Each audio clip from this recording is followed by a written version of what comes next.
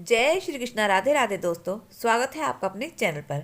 आज हम लेकर आए हैं आपके लिए सफला एकादशी की व्रत कथा। तो प्रेम से बोलो विष्णु भगवान की जय हो। पौष मास की कृष्ण पक्ष की एकादशी को सफला एकादशी कहते हैं। इसका व्रत करने से सारे कार्य सफल हो जाते हैं। इस व्रत को करने वाले को प्रातः स्नान करके भगवान अच्युत की आरती करें तथा भोग लगाएं। अगरबत्ती, नारियल, सुपारी, आंवला, अनार तथा लौंग से पूजन करें। दीपदान और रात्रि जागरण का बड़ा महात्म्य होता है। युधिष्ठिर ने प्रश्न किया, हे जनार्दन, पौष कृष्ण एकादशी का क्या नाम है और उस दिन किस देवता की पूजा की जाती है? भगवान कहने लगे कि हे धर्मराज, मैं तुम्हारे स्नेह के कारण तुमसे कहता हूँ कि एकादशी व्रत के अतिरिक्त मैं अधिक से अधिक दक्षिणा पाने वाले यज्ञ से भी प्रसन्न नहीं होता। अतः इसे अत्यंत भक्ति और श्रद्धा से युक्त होकर करें। हे राजन, अब द्वादशी युक्त पौष कृष्णा एकादशी का महात्म्य सुनो।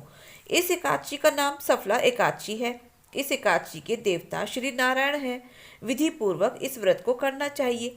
जिस प्रकार नागों में शेषनाग, पक्षियों में गरुण, सब ग्रहों में चंद्रमा, यज्ञों में अश्वमेघ और देवताओं में भगवान विष्णु श्रेष्ठ है, उसी तरह सब व्रतों में एकादशी व्रत श्रेष्ठ है। जो मनुष्य सदैव एकादशी का व्रत करते हैं वे मुझको परम प्रिय हैं। अब इस व्रत की विधि कहते हैं। मेरी पूजा के हेतु ऋतु के अनुकूल फल, नारियल, नींबू, नैवेद्य आदि 16 चीजों से मेरी पूजा करें। रात्रि को जागरण करें। इस एकादशी के व्रत के समान यज्ञ, तीर्थ, दान, तप तथा और कोई दूसरा व्रत नहीं है। 5000 वर्ष तप करने से जो फल मिलता है उससे भी अधिक सफला एकादशी का व्रत करने से मिलता है। हे राजन, अब आप इस एकादशी की कथा सुनिए। चंपावती नगरी में एक महिष्मान नाम का राजा राज्य करता था। उसके 4 पुत्र थे।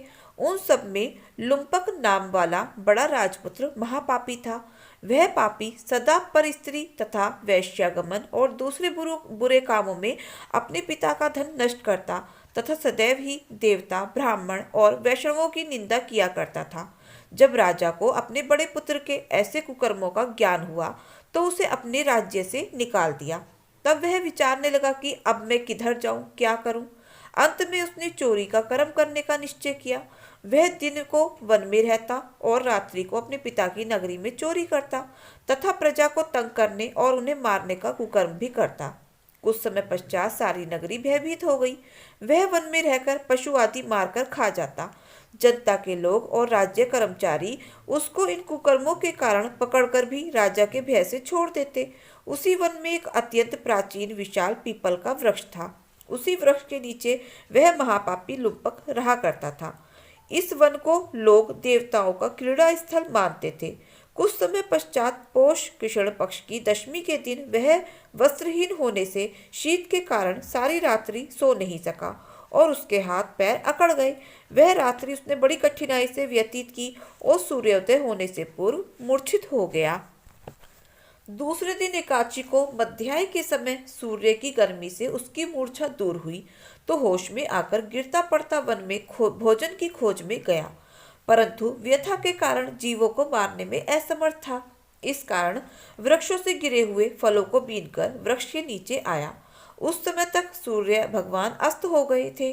अतः उसने उन फलों को पीपल के वृक्ष के नीचे लाकर रख दिया और रोकर कहने लगा कि भगवान, यह सब फल आपको ही अर्पण है, आप ही इनसे तृप्त होइए। उस रात्रि को दुख के मारे उसे नींद भी नहीं आई। इस उपवास तथा जागरण से भगवान अत्यंत प्रसन्न हुए और उसके सब पाप नष्ट हो गए। दूसरे दिन प्रातः समय एक अति सुंदर घोड़ा अनेक सुंदर वस्तुओं से सजा हुआ उसके सामने आकर खड़ा हो गया और इसी समय आकाशवाणी हुई कि हे राजपुत्र, श्री नारायण की कृपा से तेरे सब पाप नष्ट हो गए हैं।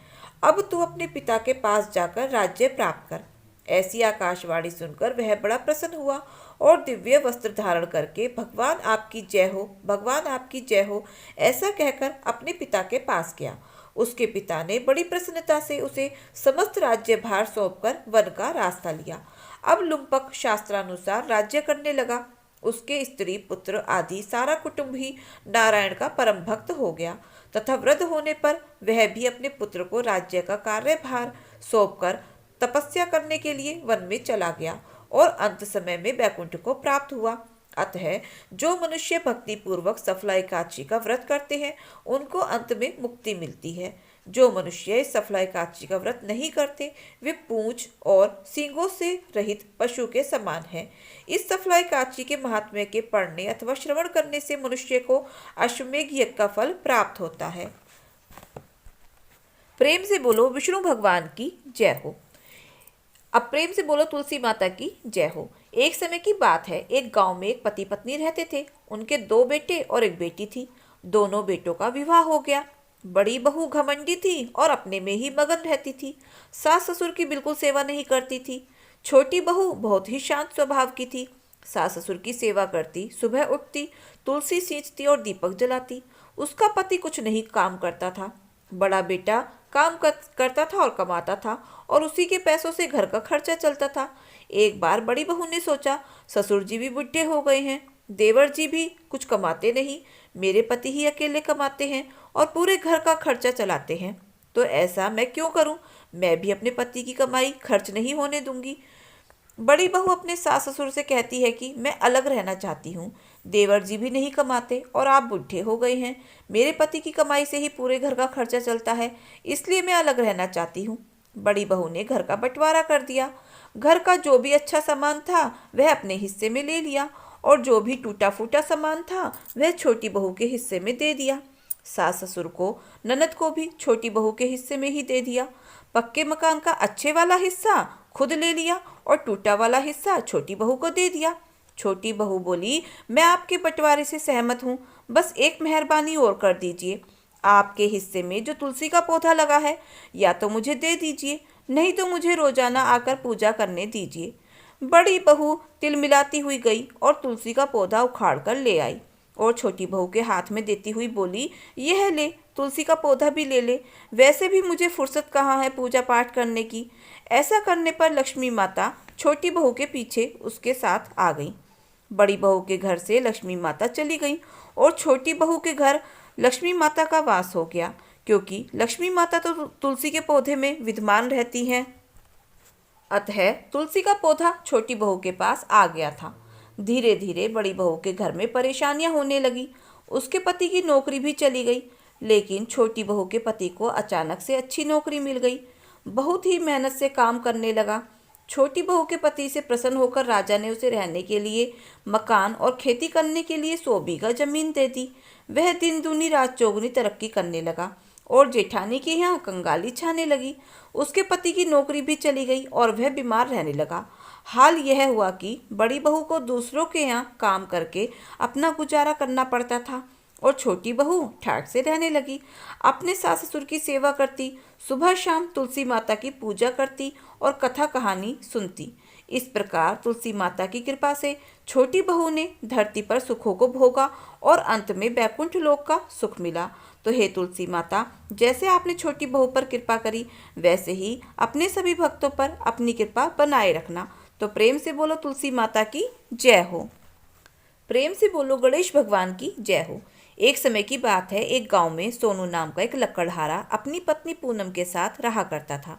वह बहुत ही गरीब था, लकड़ी का गट्ठर बेचकर अपना पेट भरा करते थे।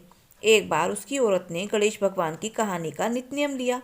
पति रोज गट्ठर लाता, पत्नी रोज उसमें से एक लकड़ी निकाल लेती, गणेश भगवान की पूजा पाठ करती और कथा कहती।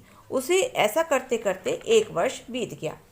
वह उसकी पत्नी नहा धोकर एक एक बचाई हुई लकड़ियों का गट्ठर बनाकर उन्हें बेचने के लिए निकल गई। गणेश भगवान की कृपा से उसकी लकड़ियां चंदन की हो गई। वह राजा के महल से होकर गुजरी तो राजा को चंदन की खुशबू आ गई। राजा ने उसको राजमहल में बुलवाया और पूछा, लकड़ियों की क्या कीमत लोगी? तो वह बोली, आप जितना चाहे दे दो, मुझे गणेश भगवान की कहानी का उद्यापन करना है और 5 ब्राह्मणों को जिमाना है, मुझे इतना सामान दे दीजिए। इतना सुनकर राजा ने नौकरों से सारा सामान पूनम के घर भिजवा दिया। फिर पूनम ने गणेश भगवान की कहानी का उद्यापन किया और स्वादिष्ट भोजन ब्राह्मणों को खिलाया और उनकी सेवा की तथा उन्हें यथाशक्ति दक्षिणा देकर उनसे आशीर्वाद पाया। उधर सोनू का गट्ठर नहीं बिका तो उसे आने में देरी हो गई। इधर गणेश भगवान के आशीर्वाद से उसकी झोंपड़ी महल में बदल गई। रसोई में 56 प्रकार के पकवान हो गए। उसका पति सोनू जब गट्ठर बेचकर आया तो उसे झोपड़ी अपनी नजर नहीं आई, तो वह पड़ोसन से पूछने लगा। पड़ोसन बोली, तुम तो लकड़ियां बेचने चले जाते हो, तुम्हारी पत्नी पता नहीं पीछे से क्या क्या करती है, बाकी तुम जानो तुम्हारा काम जाने। इतने में उसकी पत्नी आ गई और पति से बोली, यही अपना घर है। पति को तो बहुत गुस्सा आ गया और बोला, तुमने चोरी की है या फिर कोई जादू टोना किया है जो अचानक से इतना सारा धन आ गया। तब वह बोली, मैंने गणेश भगवान की कहानी का नित्य नियम किया था और उनकी विधि पूर्वक उद्यापन भी किया, उन्हीं की कृपा हम पर बरसी है। आपके गट्ठर में से मैं कभी कभी एक लकड़ी निकाल लेती थी, वह लकड़ियां गणेश भगवान की कृपा से चंदन की हो गई। बेचने गई तो राजा ने महल में बुलवा लिया और राजा से मैंने उद्यापन का सारा सामान मांग लिया, जिससे मैंने कहानी का उद्यापन किया और ब्राह्मण जिमाए। गणेश भगवान की कृपा हमें प्राप्त हो गई। तब उसके पति सोनू को तसल्ली हुई। उसने कहा, अब से हम दोनों मिलकर गणेश भगवान का नित्य नियम और पूजा पाठ किया करेंगे। उन दोनों पति पत्नी ने भोजन किया और महल में वास किया। तो हे गणेश जी महाराज, जैसे आपने पति पत्नी के भंडारे भरे, वैसे ही अपने सभी भक्तों के भंडारे भरना। कहानी कहते सुनते हुंकारा भरने का। प्रेम से बोलो, गणेश भगवान की जय हो। तो दोस्तों, अगर आपको हमारी कथा कहानी अच्छी लगी हो तो प्लीज़ प्लीज़ वीडियो को लाइक शेयर और सब्सक्राइब अवश्य करें। अपना प्यार और सहयोग दें। मिलते हैं फिर नई कथा कहानियों के साथ। धन्यवाद।